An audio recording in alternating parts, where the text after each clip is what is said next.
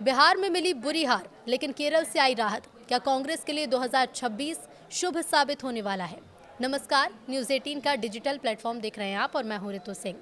नया साल यानी कि 2026 कांग्रेस के लिए सुखद साबित हो सकता है। केरल के स्थानीय निकाय चुनाव में पार्टी को मिली शानदार जीत के बाद हौसले भी थोड़े मजबूत हुए हैं।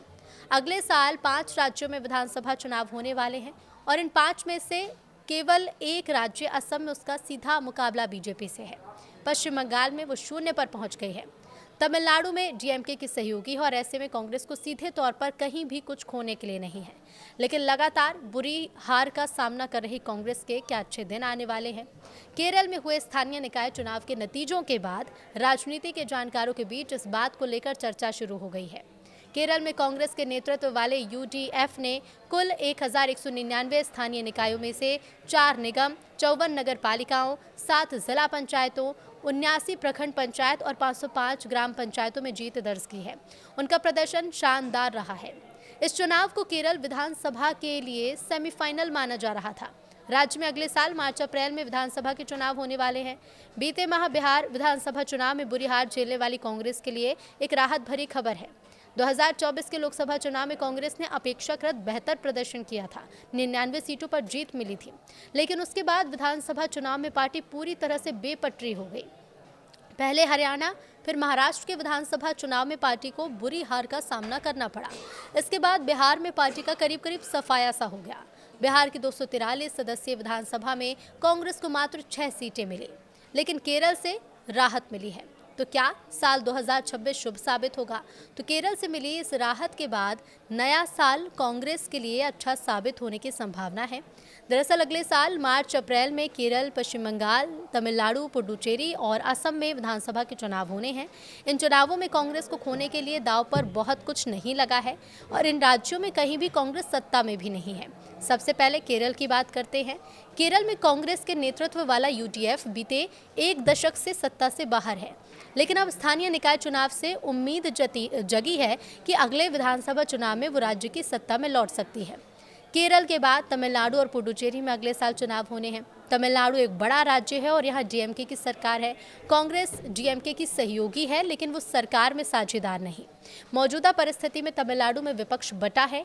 बीते लोकसभा चुनाव में भी डीएमके कांग्रेस गठबंधन का प्रदर्शन शानदार था। यहाँ की सभी 39 लोकसभा सीट पर डीएमके कांग्रेस के नेतृत्व वाले इंडिया गठबंधन का ही कब्जा है। इस राज्य में बीजेपी के लिए बहुत संभावना नहीं है, वो सीधी लड़ाई में भी नहीं। अब ऐसे में उम्मीद की जा रही है कि कांग्रेस को यहाँ कुछ नुकसान होने वाला नहीं है। पुडुचेरी एक केंद्र शासित प्रदेश है जहाँ 30 सदस्यीय विधानसभा है।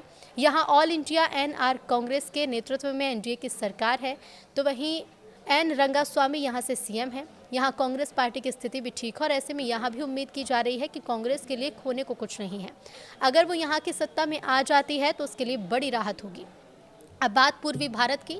पूर्वी भारत के 2 राज्य पश्चिम बंगाल और असम में अगले साल विधानसभा के चुनाव हैं। पश्चिम बंगाल की बात करें तो यहाँ कांग्रेस लंबे समय से सत्ता से बाहर है और मुख्य मुकाबला बीजेपी और टीएमसी के बीच में है। राज्य में करीब 15 सालों से ममता बनर्जी के नेतृत्व में टीएमसी की सरकार है।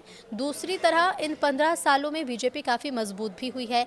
करीब करीब शून्य से उठकर आज सत्ता के दावेदार तक पहुंच गई है।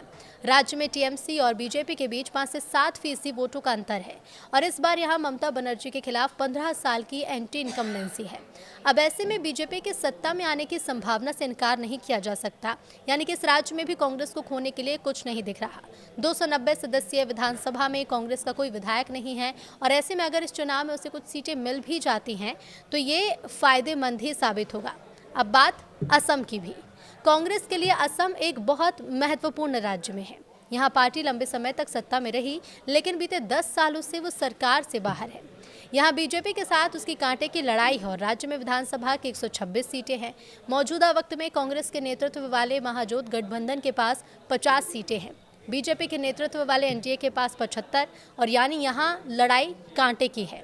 इस राज्य में कांग्रेस के पास संगठन और जनाधार दोनों है और ऐसे में अगर यहाँ कुछ उलटफेर होता है तो कांग्रेस को पाने के लिए बहुत कुछ है।